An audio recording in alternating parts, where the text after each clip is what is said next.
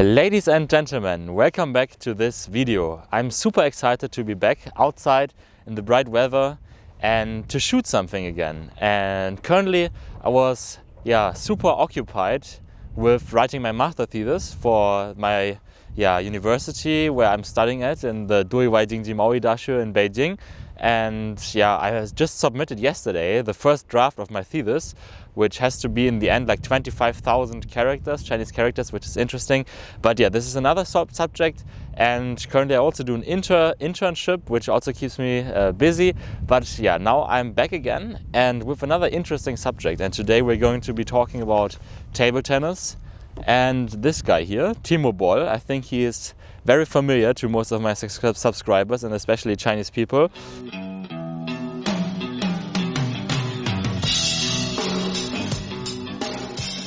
Maybe one of the most famous German people in China, because he is played so well table tennis, and now we can go through his biography, which is not written by him but another person, and it was published in 2019. But first of all, to table tennis, I have to say I'm myself a big fan and I play for more than 10 years.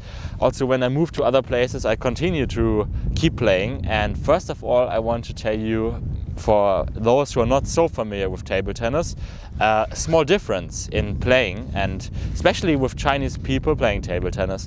So I also played table tennis when I was studying at Guangxi University, and I would say roughly 50% of Chinese people play like this.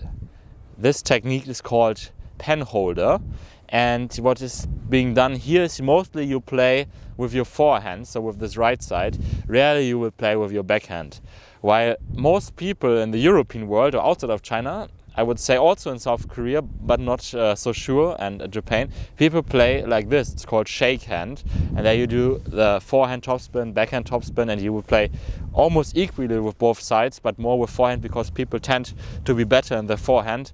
And table tennis is an amazing sport, I think. I love it so much because it's a lot about technique. You have to continue to play it, and you're getting better. And you can play it as an individual. You don't need a big team with it. And today, I think table tennis is something nice.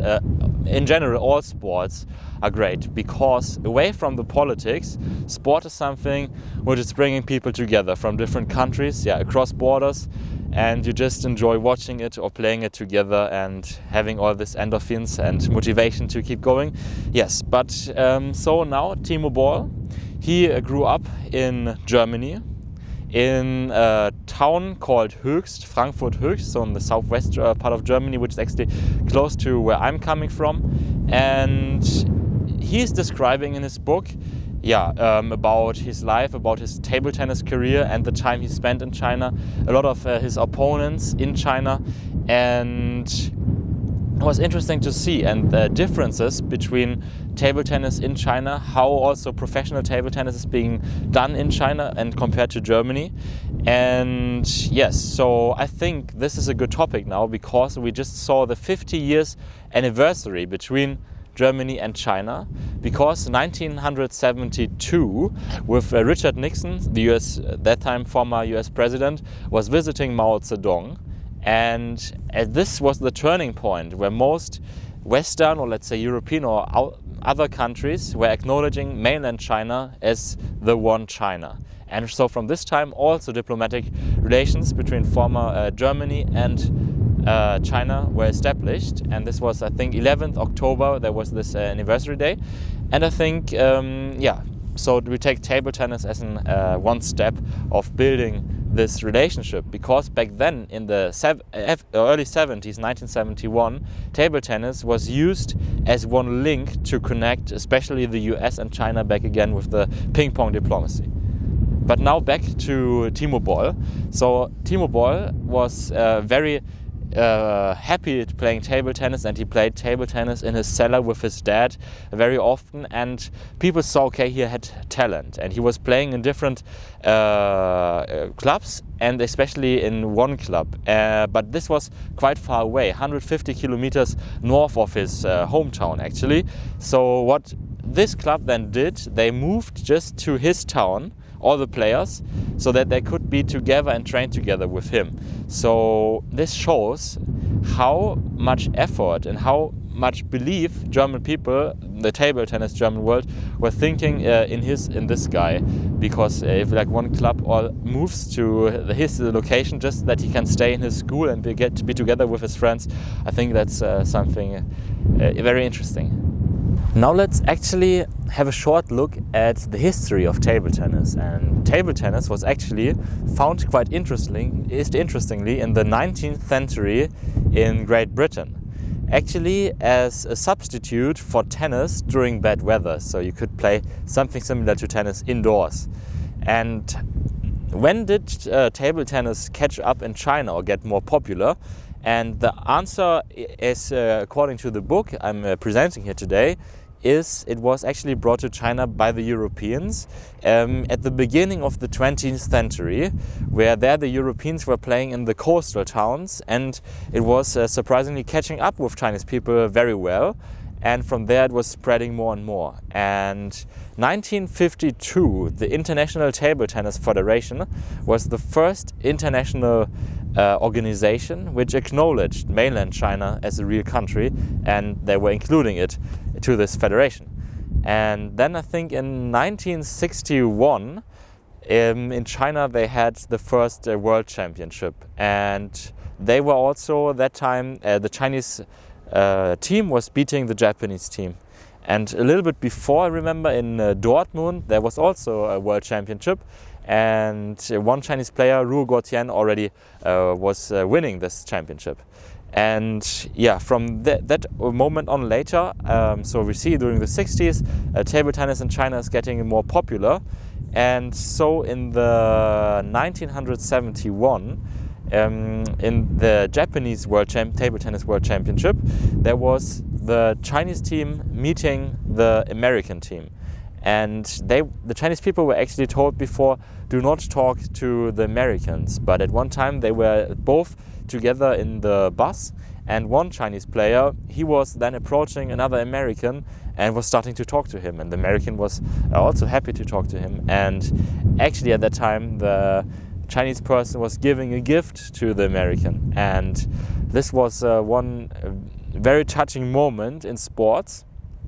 And later, when inside China the relationships towards the Soviet Union were getting worse, which were already getting worse earlier during, I think it was at the beginning, almost in the 50s, the relationship between the Soviet Union and China got already worse. And you know that the enemy of your enemy is your friend. So at this time, because also the similar enemy of the United States was also the Soviet Union, so Mao Zedong was thinking about, maybe it wouldn't be too bad to actually get some connections with the United States again. But how to tell this the public when you're saying capitalist, and the capitalistic world with the United States on the top is actually your main enemy. So what later he was thinking about, actually he was remembering by accident the situation where the Chinese and American were coming together by accident, and he thought, okay, this would be a good idea to restart our diplomatic relationships and with the US. And then he was inviting the American team to visit China before any other American diplomats or politicians would have visited China during this 20 years time because since 1949 China was isolated very much. Then I think a few times Henry Kissinger was visiting China, and then finally the American team. And this thing of the American table tennis players visiting China is called ping-pong diplomacy, because through that they were establishing the diplomatic ties again. And this ping-pong waijiao, so the ping-pong diplomacy. And the book is just packed with many interesting information, such as another very popular German table tennis player, Dmitry Ovtcharov, was once tested positive for doping. and they thought, okay, this can't be. They were so shocked. Also Timo Boll by then was already a close friend to Ovtcharov, and they were very frustrated, and it came out that they were actually finding this one substance in his body, and this substance was found in his body probably due to the fact that he was eating meat in China, which got this kind of where the animals were getting this special food which includes this this substance. I can't remember the name currently, but yeah, this is interesting, and many more small details in here also about Timo Boll himself, about his character, that he is not a gambling person, and that's very humble, and that he's, for instance, at his contract didn't accept or any bonuses which you would get when you're winning, because this would give you pressure, and he was not fond of this idea. And one more thing which I wanted to say is, I think probably, which also is interesting for you, why are Chinese people so good at table tennis?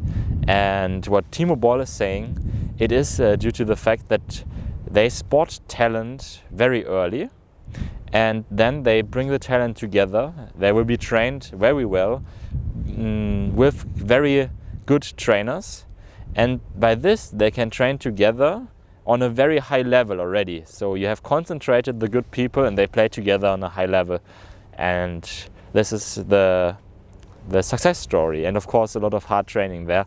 Well, this is in Germany. I think the talent scouting not so big, and also the training there is like less strict for sure. Yes, and I think this is already enough for this video. If you're interested in table tennis and China, or sports and China, I think this is a great book to read. And for me, I'm already very much looking forward to go to China, and I think it might be the case next semester, so next February. And then I will be playing there table tennis again.